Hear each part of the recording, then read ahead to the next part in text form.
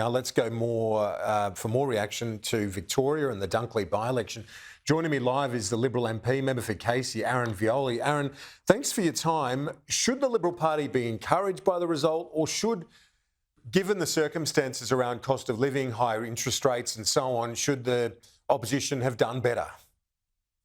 Well, great to join you, Kieran, and we should definitely be encouraged by this result. There's a lot of work still to do, but if we just step back for a second and remember just 10 months ago, we were lamenting the loss of Aston and a 6% swing against us as a party in Victoria, and that was obviously a very troubling and disappointing result. So in that context, to get a 3.7, maybe closer to 4% once postals and pre-polls come in towards us, shows that there's some positive signs there.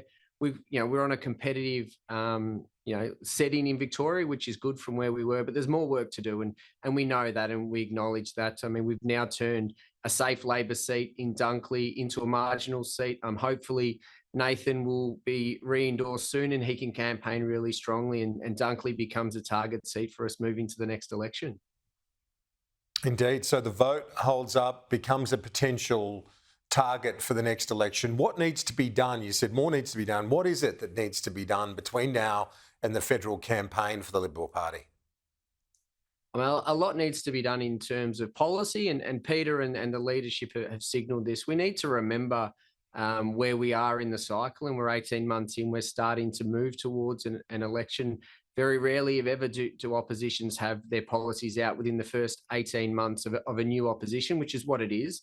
So we put some good policies forward already, including Super for Your Home, that'll allow more people to get into their home. So we'll lay out some of those policy pillars leading up to the budget in reply. And I think that's the next step, which Peter has acknowledged for us as an opposition, to offer some alternative policies in 2025.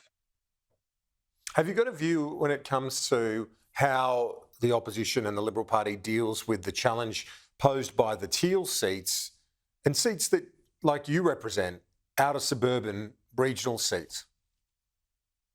It's a really good question, something everyone in the party is aware of. We need to remember and acknowledge that historically we have held those inner city seats and seats like Casey and Dunkley, and we do have the ability to hold both of those seats at the same time. That's what we need to continue to do. Acknowledge, as I said, I think with you last week, Kieran, like a great local member is really important in this day and age more than ever. So making sure we're pre-selecting great candidates, but offering policies that will appeal to people. Everyone is feeling the cost of living pressure today. It doesn't matter what your income is. If you're living in the inner city, you generally have a larger mortgage, so you're feeling those interest rate rises. So being able to offer policies that are going to solve the challenges that people have, particularly in this environment, is what we need to do. And we need to look to appeal to voters in Casey, voters in Dunkley, in Higgins, in Kooyong. We've been able to do that historically as a party, and we absolutely need to win as many seats as we can and offer a broad range of policy alternatives.